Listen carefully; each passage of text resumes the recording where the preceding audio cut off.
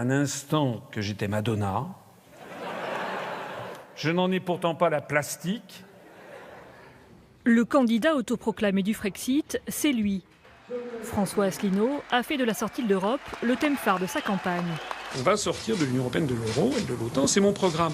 Je ne ferai pas de référendum. Hein. Si je suis élu sur ce programme, je ne vais pas dire ensuite par référendum, est-ce que vous êtes vraiment d'accord pour que je fasse le programme pour lequel vous venez m'élire ?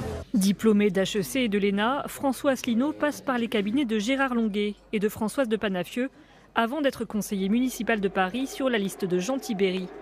En 2007, en désaccord avec l'UMP sur le référendum européen, il fonde l'UPR, l'Union populaire républicaine, un parti qui se veut ni de droite ni de gauche. À 59 ans, celui qui refuse le terme de petit candidat fait son entrée dans la cour des grands en se présentant pour la première fois à la présidentielle. Je suis petit parce que je n'ai pas d'affaires judiciaires, ça c'est vrai. Je suis petit parce que je n'emploie pas ma femme comme attachée parlementaire, c'est exact. Je suis petit parce que j'ai pas un bilan catastrophique en termes de gouvernemental, c'est tout à fait juste. En revanche, je suis très grand en matière d'expérience professionnelle. François Asselineau a beaucoup misé sur Internet et les réseaux sociaux pour sa campagne. Grâce à la mobilisation de ses militants, il est persuadé de créer la surprise dimanche prochain. Merci. Bonsoir François Asselineau. Bonsoir. Merci beaucoup d'être avec nous en direct sur LCI. Et excusez-moi de cette question que vous avez peut-être trouvée un peu convenue, mais on a quand même envie de vous situer clairement, politiquement, sur l'axe politique droite-gauche. Si je vous dis que vous êtes finalement un homme de droite souverainiste, est-ce que ça résume en gros la situation ? Je dis bien en gros. En gros, non. D'abord, je n'aime pas le mot souverainiste, parce que c'est, on ne sait pas ce qu'ils veulent, ils ne veulent pas ce qu'ils savent, les souverainistes. Est-ce que vous imaginez qu'on eût dit de Gaulle en 40 qui était souverainiste, ou de Gandhi en 47 qui était souverainiste ? Non, c'était des mouvements de libération nationale. Là, vous n'êtes pas à la tête d'un mouvement de libération nationale. Moi, si, je pense que si, parce que la France actuellement n'est plus dirigée par les Français. Elle est dirigée par des structures qui sont non françaises et qui ne sont élues par personne, qui s'appellent la Commission européenne à Bruxelles, la Banque centrale européenne à Francfort et l'OTAN qui est dirigée depuis Washington. Et ça, c'est quelque chose qui est très important à comprendre, parce que je vois des gens, j'entends des gens qui disent « Ah oui, c'est son obsession, il veut sortir de l'Union européenne, il ne parle que de ça, il cite les articles des traités, c'est un monsieur qui connaît très très bien son affaire, mais nous, on voudrait savoir quel est le programme par ailleurs. » Oui, absolument. Je trouve qu'ils ont raison. Alors moi, je leur réponds. D'abord, le programme, il est en ligne. Asselineau2017.fr, il y a plus de 200 propositions. On va y venir. Mais surtout, ce que je voudrais dire aux gens, c'est que pourquoi je parle de ça ? C'est parce que si on ne sort pas de l'Union européenne, de l'euro et de l'OTAN, toutes les promesses, ou la grande majorité des promesses que leur font les autres candidats, ils ne pourront pas les mettre en œuvre. Non d'une pipe. Ça fait quand même 10 ans que lorsque les Français votent à droite ou les Français votent à gauche, au bout de 6 mois, ils se disent « Caramba, je me suis fait avoir, ça n'a rien à voir avec le programme pour lequel j'avais voté ». Moi, je leur explique pourquoi. Parce que tout est déjà fixé. Pas tout, mais 90% des choses sont déjà fixées par la Commission européenne, la Banque centrale européenne et l'OTAN. Sauf que ce que vous venez de me citer, c'est-à-dire sortir de l'euro, de l'Europe, et le troisième point, excusez-moi, de l'OTAN. Merci beaucoup. Vous me dites, je le fais tout de suite. Et sans référendum, on vient de l'entendre à nouveau dans notre reportage, j'entends très bien, mais ça prend 10 ans. Donc ça n'est pas tout de suite. Ce sera très long. Non, la sortie de l'Union européenne... Prenez un peu de temps pour le coup pour nous l'expliquer, parce que La sortie de l'Union européenne et de l'euro, c'est par l'article 50 du traité de l'Union européenne. Donc on lance... C'est ce que vient de faire Mme Theresa May au Royaume-Uni pour la sortie de l'Union européenne. C'est une procédure qu'il suffit de lancer. Ensuite, on débat... il suffit de lancer. Elle a mis 1 an avant que ça se fasse. Et au moment où nous parlons, rien n'est fait. C'est elle qui l'a décidé. Mais il y a des discussions. Au bout de 2 ans maximum... un État peut sortir de plein droit. Il s'agit d'avoir un accord de sortie. C'est normal d'avoir un accord de sortie. C'est comme le divorce d'un couple. Quand un couple divorce, il faut si c'est un divorce, quel que soit le divorce, c'est un divorce à l'amiable, on ne peut pas sortir comme ça. Non, ça sera un peu plus compliqué que ça, François. Oui, mais c'est la même chose. Non, mais c'est pas si compliqué que ça. Il y a des problèmes à régler. Écoutez, je vous dis pas que ça ne peut pas se faire. Je trouve honnête de dire à nos téléspectateurs, puisque on parle beaucoup de ça, et c'est aussi pour cela que vous intéressez, sortie de l'euro, sortie de l'Europe, sortie de l'OTAN, combien de temps, honnêtement, ça prend ? Écoutez, je suis le seul responsable politique à avoir fait depuis 1 an et demi, sinon 2 ans, une conférence qui est en ligne, qui s'appelle Le jour d'après. Alors les gens n'ont qu'à taper Asselineau le jour d'après. Et depuis 2 ans, j'explique comment on fait. C'est la preuve déjà que moi je veux sortir. Je signale au passage, mais on va y revenir. Mais permettez-moi de souligner. Si vous regardez la profession de foi de Mme Le Pen, par exemple, ou de M. Mélenchon, celle qui arrive en ce moment dans les boîtes aux lettres, vous verrez que c'est clair comme du jus de chic, comme on aurait dit, c'est-à-dire qu'en fait, ils ne parlent pas de l'article 50, qui est la seule procédure qui permet d'en sortir. Alors ensuite, bien sûr, il y a des problèmes à régler. Par exemple, le mandat des députés européens qui sont de nationalité française. Quand est-ce qu'il s'arrête ? Les contrats de travail des fonctionnaires français qui travaillent à la Commission européenne, à la Cour de justice. Quand est-ce que ça s'arrête ? Qu'est-ce qu'ils deviennent ? Nos engagements avec la Banque centrale européenne. Les flux financiers dans un cas et dans l'autre. Tout ça, c'est exact. Mais ça, c'est exact. Oui, mais c'est faramineux quand même. Non, c'est pas faramineux. Sur la sortie. Je suis intoxiqué, là, j'essaie de faire peur. Enfin, ils ont réussi à me faire peur. Donc, franchement. Mais écoutez, la sortie de l'euro sera beaucoup plus facile que l'entrée. Il a fallu 10 ans pour entrer dans l'euro. La sortie de l'euro, vous savez, le vrai secret, c'est quoi ? C'est que les Allemands ont imposé un système à l'euro qui n'est pas celui que voulaient les Français, qui est un système facilement réversible. Pourquoi ?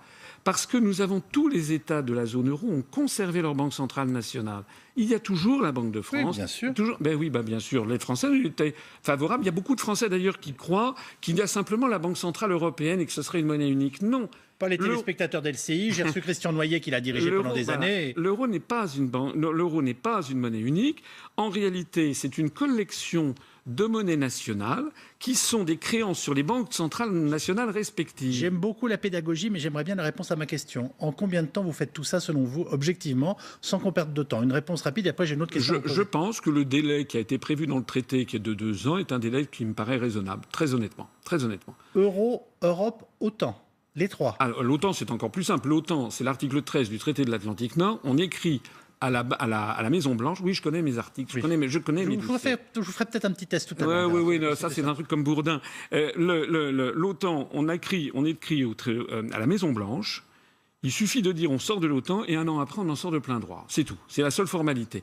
C'est vrai que sur l'euro et la sortie de l'Union européenne, je n'ai jamais dit que ça se ferait dans la minute. Mais je dis que dans l'espace de 2 ans, c'est tout à fait envisageable. D'ailleurs, regardez, au cours des 30 dernières années, il y a eu pas mal de monnaies plurinationales qui se sont désintégrées. Regardez le rouble soviétique, la couronne tchécoslovaque, la livre du Soudan, le dinar yougoslave. Toutes ces monnaies se sont désintégrées. Eh bien, les nouvelles monnaies sont apparues dans l'espace entre 6 mois et 2 ans. Très sincèrement, vous y croyez vraiment ? Ou c'est votre façon de vous différencier des autres petits candidats, ce que vous venez de me décrire? Vous avez l'air surpris par ma question. Oui, je suis surpris que vous me traitiez de petit candidat, alors que je suis celui de tous les candidats. Ça n'a rien de désagréable dans ma bouche. Enfin, voilà. Non, mais je ne suis pas un petit candidat. Vous avez réagi au mot souverainiste. Or, il se trouve qu'il y a plusieurs candidats souverainistes dans cette élection. Oui, parce que les souverainistes, ce sont des gens qui ne proposent pas de sortir de l'Union européenne. D'où ma question. Ça fait 2 fois que je sens bien que vous vous différenciez. Et je vous demande, voilà, si c'est vraiment vos convictions, est-ce que vous pensez réellement porter? Bien entendu. Pourquoi? Attendez, vous croyez que je fais de la politique? Pourquoi? Regardez, c'est une question qu'on peut se poser. Non, mais le Royaume-Uni a bel et bien... Et ça n'a rien de désagréable. Est-ce que le Royaume-Uni a décidé de sortir de l'Union européenne ou pas? Oui. Bon. Donc moi, c'est comme le Royaume-Uni. Par ailleurs, l'euro, il y a quelque chose qu'il faut que les Français sachent. Vraiment. C'est que les gens disent, vous vous rendez compte, ça a des problèmes si on en sort. Mais est-ce que les Français se rendent compte des problèmes si on y reste? L'euro n'est pas viable parce que la compétitivité de l'économie allemande ne cesse de s'accroître par rapport à la compétitivité de l'économie des pays du Sud. La fuite des capitaux, ça vous inquiète pas? Ça vous paraît? La fuite des capitaux, elle a lieu en ce moment. Oui, elle aura une autre ampleur si on sort de l'euro et de l'Europe. Des pays du Sud vers l'Allemagne. Le dernier chiffre de la Bundesbank, 829 milliards d'euros qui viennent des pays du sud de l'Europe qui sont en Allemagne. Les Allemands sont affolés par ce qui se passe. Il y a actuellement un phénomène de divergence. Et soit dit en passant, M. Calvi, ça aurait dû être normalement au cœur des débats de l'élection présidentielle. L'euro va exploser et je suis le seul à le dire. À qui vous adressez-vous et finalement, qui voulez-vous défendre dans cette campagne, François Asselineau? Mais le peuple français. Moi, je suis français, je suis au milieu des Français. Tout à l'heure, vous aviez commencé à dire que j'étais de droite. Notre mouvement politique a été classé par le ministère de l'Intérieur au-dessus du clivage droite-gauche. Une majorité maintenant des adhérents de l'UPR vient d'ailleurs de la gauche, mais on a aussi des gens qui viennent de la droite. Mais pourquoi cela? Parce que nous avons mis... Votre parcours, en tout cas jusqu'ici, votre engagement politique et votre parcours, brillant, puisque vous avez en effet fait HEC, que vous avez fait l'ENA, que vous êtes inspecteur général des finances comme Emmanuel Macron. Non, M. Macron est inspecteur des finances. Alors, très bien. Inspecteur général... J'ai 20 ans d'expérience. Parfait, donc je vous mets 2 barrettes en plus, et tout le monde l'aura remarqué. Vous avez travaillé avec Charles Pasqua, avec Gérard Longuet, avec Mme de de Panafieux, avec M. de Charette. Excusez-moi, mais c'est un parcours de responsable politique de droite. Oui, mais je n'ai pas dit le contraire. Ah bah très bien, non mais je n'ai pas dit le contraire, mais si vous voulez, ça c'était, vous citez des choses qui remontent à il y a 15 ans. Oui. Et depuis 15 ans, j'ai évolué. Je ne rejette absolument pas mon parcours, j'en suis fier. J'ai fait des choses tout à fait passionnantes. D'ailleurs, lorsque j'étais auprès de M. Hervé de Charette, ministre des Affaires étrangères, j'ai accompagné Jacques Chirac dans de nombreux entretiens au plus haut niveau à travers le monde. Et j'estime que la diplomatie du temps de Jacques Chirac, excusez-moi, elle était beaucoup plus respectueuse du droit international que la diplomatie actuelle.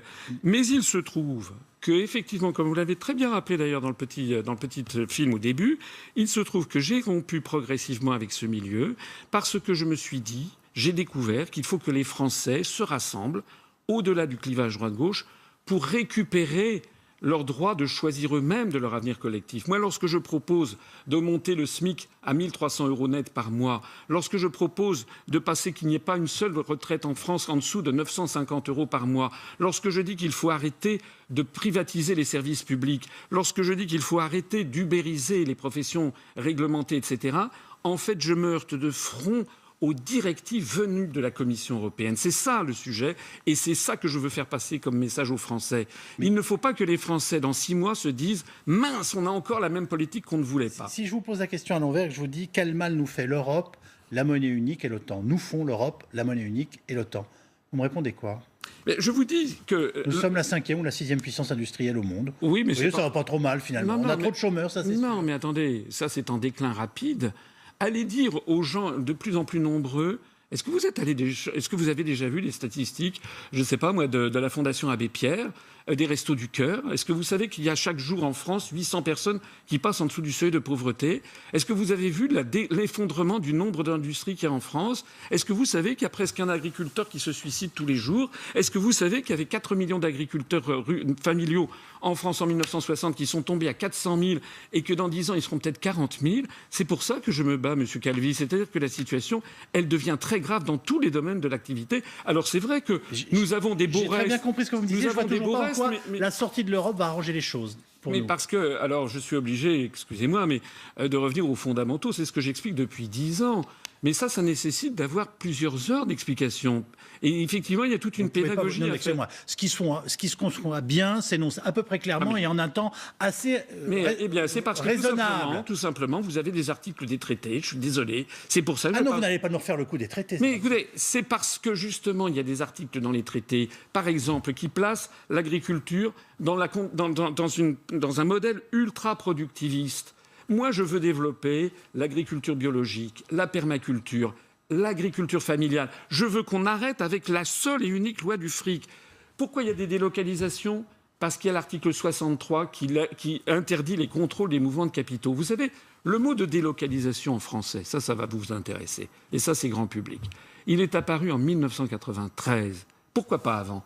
Parce qu'il est découlé du traité de Maastricht qui est entré en vigueur le 1er janvier 1993 et qui a autorisé la libre circulation des mouvements de capitaux. Rappelez-vous, M. Montebourg, il avait dit qu'il allait lutter contre les délocalisations. Rappelez-vous ce que disait M. Hollande en 2012. Ils n'ont pu lutter contre rien du tout, tout simplement parce qu'ils sont sous l'empire de cet article 63 qui interdit tout contrôle des mouvements de capitaux. 2 questions relatives à des éléments de votre programme. On pourrait dire vos idées, parce qu'on aimerait bien que ce soit un peu plus précis. Vous proposez aux Français 3 référendums, je les rappelle, sur la politique énergétique de la France, sur la dette publique et sur l'immigration.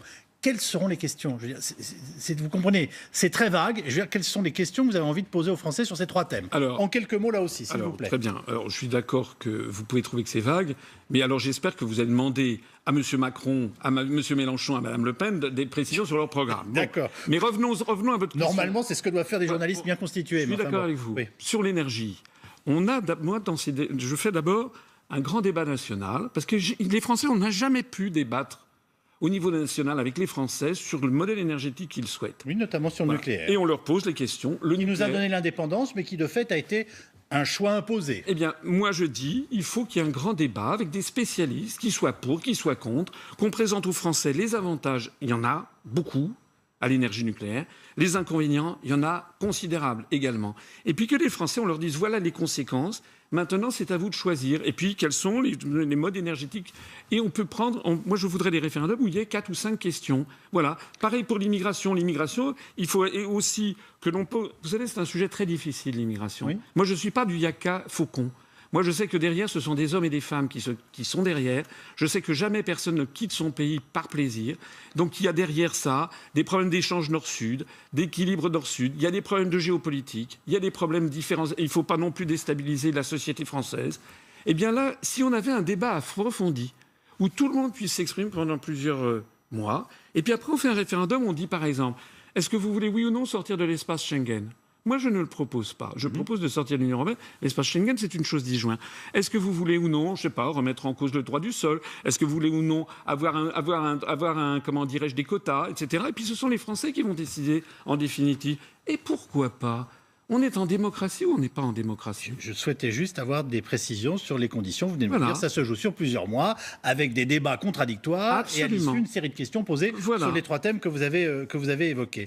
Alors, je disais au début de notre entretien que votre carrière avait été plutôt une carrière, notamment de cabinet ministériel, en plus de vos études, auprès de responsables politiques de droite. Mais alors, il y a des domaines, en effet, où vous n'êtes pas du tout de droite. Et vous proposez une série de nationalisations, comme je n'en ai pas vu, mais alors, depuis des années, je ne sais même pas si Georges Marchais voulait faire la même chose. Non, mais excusez-moi, je peux donner la liste? Oui. EDF et Enedis, anciennement RDF, Engie, anciennement GDF Suez, Orange, anciennement France Télécom, toutes les sociétés d'autoroutes, toutes les sociétés de réseau d'adduction d'eau, TF1, nous sommes concernés, et Télédiffusion de France. J'ai dit TF1, mais pas LCI, je vous le signale. Ça sera difficile de ne pas faire l'un sans l'autre, d'après moi. Mais, qu'est-ce qui vous prend? Attendez, la plupart de ces sociétés, pas toutes, mais la plupart sont déjà en main nationale. Ce sont les grands services publics à la française. Les Français attendent du chef de l'État qu'il ne soit pas à la solde des grandes oligarchies financières et industrielles, comme on disait sous l'Ancien Régime, à la solde des féodaux. En France, un grand chef d'État doit être le défenseur du peuple français face à toutes les féodalités. Les féodalités économiques et financières qui étaient dénoncées dans le Conseil national de résistance. On résiste au groupe. Oui, non, mais moi je dis... Non, mais attendez. Je dis donc, et il y a beaucoup de Français qui sont d'accord avec moi, que le chef de l'État doit assurer la justice et l'égalité sociale entre les Français. Et moi, vous savez, j'ai parcouru la France depuis 10 ans. Quel est le rapport avec les nationalisations là, depuis 10 ans, je n'ai jamais vu un seul Français qui m'ait dit « Moi, monsieur, ce que je veux, c'est la privatisation de la Poste. » Ça n'existe pas.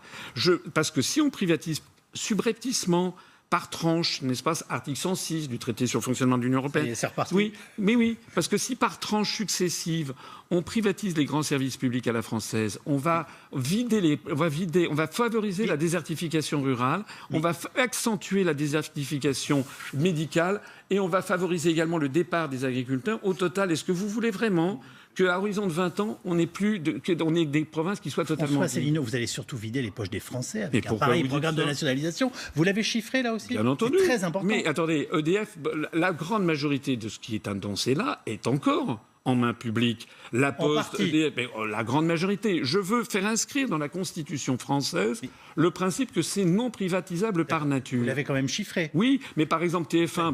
Donnez-moi le chiffre. Alors, voilà, TF1, allez, on rachète vous et moi TF1, c'est parfait. C'est en gros 2 milliards d'euros. Voilà. 2 milliards d'euros, je rappelle que... Attendez, vous n'avez pas parlé des économies. Moi, je veux sortir de l'Union européenne. Je rappelle que la sortie de l'Union européenne va nous rapporter cash... Tout de suite, 9 milliards d'euros par an, c'est ce qu'on dépense en plus par rapport à ce qu'on reçoit. Plus 5 milliards d'euros, ce sont les cofinancements, les condamnations pécuniaires. Plus, on va sortir de l'article 63, la libre circulation des mouvements de capitaux. Ça veut dire qu'on va enfin lutter efficacement contre l'évasion fiscale qui est évaluée entre 60 et 80 milliards d'euros par an par le ministère des Finances. Moi, je prévois d'en récupérer 20 milliards d'euros par an. C'est-à-dire qu'il y a tout un volet recettes dans mon programme et qui présente une particularité. C'est que ces recettes ne s'attaquent pas finalement aux Français. Elles s'attaquent en effet au dogme de la construction européenne. Il y a quelque chose qui a été pratiqué dans beaucoup de pays, notamment du nord de l'Europe, qui est finalement des délégations de services publics. C'est-à-dire qu'on met en concurrence des entreprises privées qui font le boulot de certains, je dis bien de certains services publics. Est-ce que ça ne vous paraît pas une idée de meilleure gestion ? Écoutez, moi ce que je vois, c'est que EDF se portait très bien du temps de Marcel Boiteux. C'était un modèle mondial.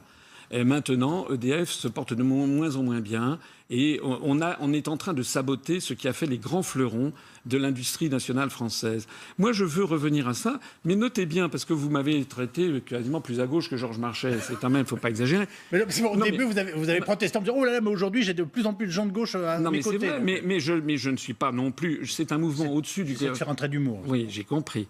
Mais permettez-moi de signaler que le programme que je propose est un programme conforme aux grands idéaux de la libération. J'inscris aussi la sécurité sociale publique dans la Constitution, mais c'est beaucoup moins à gauche que le programme commun de la gauche de 1972. Le programme commun de la gauche de 1972 avait prévu la nationalisation de toutes les banques, ce que je ne propose pas, avait prévu la nationalisation de toute une série d'entreprises industrielles, ce que je ne propose pas non plus. Je veux revenir à cet équilibre de la société française des 30 Glorieuses. Les Français ont besoin de grands services publics nationalisés. Et puis c'est tout. Pour le reste, c'est une économie où l'on va favoriser d'ailleurs au passage les petites entreprises, les TPE, les artisans, les commerçants. Et comment? Parce que justement, en sortant de l'Union européenne, on va alléger considérablement des quantités de réglementation d'origine européenne. Je n'ai plus le temps de vous demander pourquoi vous êtes d'un anti-américanisme aussi viscéral. Si vous pouvez l'exprimer en une... Ah bah si, attendez. La France est un pays satellite des États-Unis comme la Pologne était un État satellite de l'Union soviétique. Oui, c'est François Mitterrand à peu près qui l'a dit presque dans non, ces là, c'est termes-là. François Asselineau à nos confrères de Huffington. Oui, mais c'est presque ce que François Mitterrand a dit dans le dernier Mitterrand. Oui, mais moi, je ne m'adresse pas à François Mitterrand, je m'adresse à vous. Vous êtes candidat à l'élection présidentielle. Écoutez, en 2017, en une phrase. Alors, nous avons 75 adhérents à l'UPR qui sont des expatriés qui vivent aux États-Unis depuis des années et qui considèrent que ce que je dis est vrai. Et moi, ce que je vois, c'est je vois loin. Lorsque, par exemple, je condamne les actes contraires au droit international des États-Unis d'Amérique, c'est parce que je pense aussi que peut-être dans 20 ou 30 ans, ça sera une autre puissance qui pourrait être à la place des États-Unis. Par exemple, la Russie, la Chine ou l'Inde. Je ne veux pas qu'une grande puissance se fasse le gendarme du monde. Je veux faire respecter le droit international en toutes circonstances. 22h30 pour la rediffusion de l'émission ce soir. Merci d'être venu nous voir, François Asselineau. Merci, Yves Calvi. Bonne soirée, bonne fin de campagne. Et on se retrouve bien entendu demain pour un nouveau 24 heures en question. Et dans quelques instants, l'information continue sur LCI avec le prochain journal.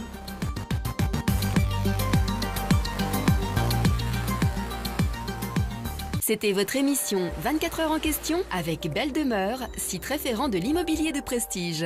Un regard éclairé sur le monde. 24 heures en question avec le cabinet d'avocats Gide, partenaire de ceux qui entreprennent. C'est fou tout ce qu'il peut se passer en un an dans votre